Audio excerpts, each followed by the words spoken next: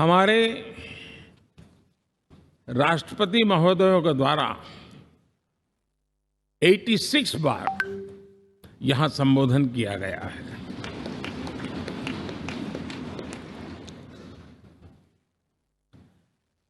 बीते 7 दशकों में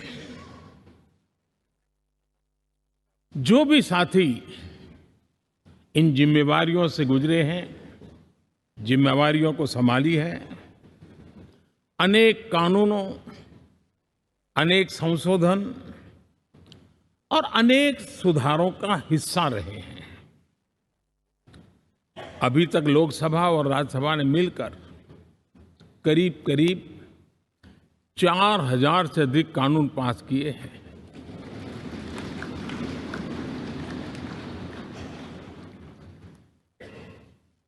और कभी जरूरत पड़ी तो ज्वाइंट सेशन के माध्यम से भी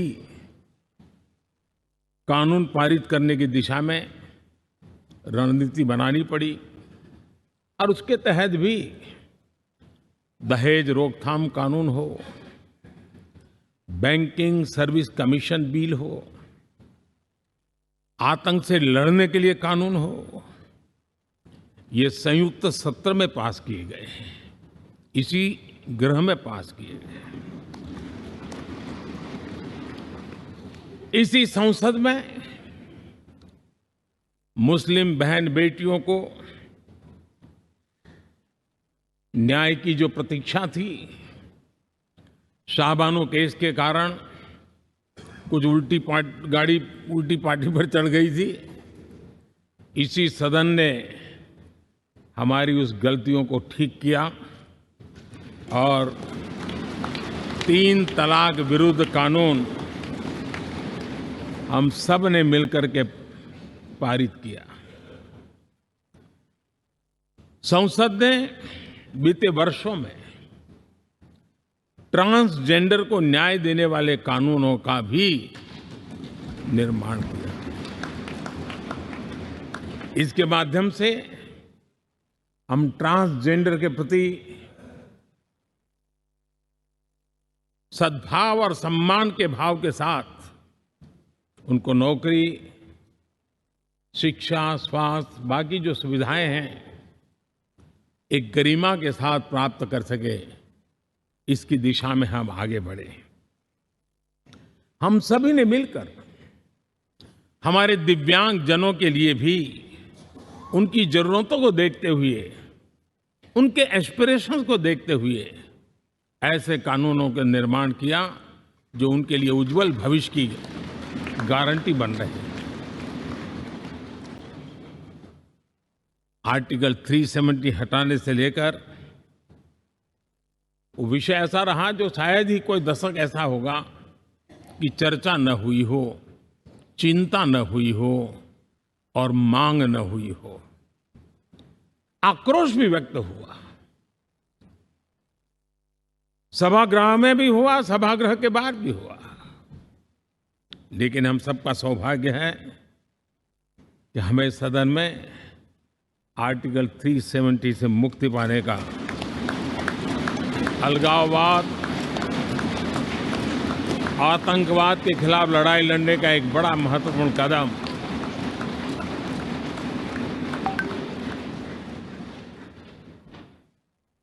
और इस महत्वपूर्ण काम में माननीय सांसदों की, संसद की बहुत बड़ी भूमिका है। जम्मू कश्मीर में इसी सदन में निर्मित हुआ संविधान हमारे पूर्वजों ने दिया हुआ वो महामूल्य दस्तावेज जम्मू कश्मीर में लागू करते हैं तो इस मिट्टी को प्रणाम करने का मन करता है। आज जम्मू और कश्मीर शांति और विकास के रास्ते पर चलने के लिए प्रतिबद्ध हुआ है और नए उमंग, नए उत्साह, नए संकल्प के साथ जम्मू कश्मीर के लोग आगे बढ़ने का कोई मौका अब छोड़ना नहीं चाहते हैं। ये दिखाता है कि संसद के सदस्यों ने मिलकर के संसद के भवन में कितने महत्वपूर्ण काम किए हैं। माननीय सांसदगण, लाल किले से मैंने कहा था, यही समय है, सही समय है।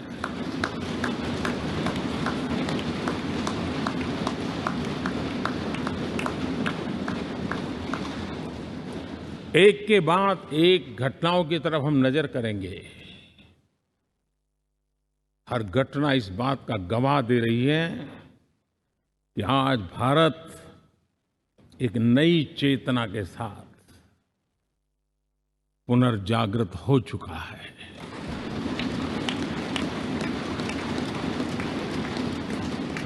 भारत नई ऊर्जा से भर चुका है और यही चेतना, यही ऊर्जा इस देश के कोटि-कोटि जनों के सपनों को संकल्प में परिवर्तित कर सकती है और संकल्प को परिश्रम की पराकाष्ठा कर करके सिद्धि तक पहुंचा सकती है। ये हम देख सकते हैं।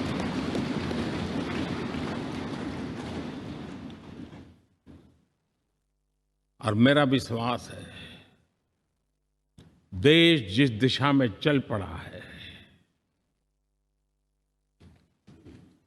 इच्छित परिणाम अवश्य प्राप्त होंगे।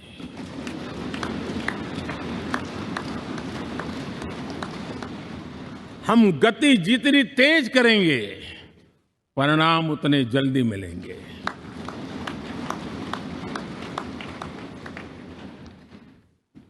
आज भारत 5वीं अर्थव्यवस्था पर पहुंचा है, लेकिन पहले 3 में पहुंचने के संकल्प के साथ बढ़ रहा है।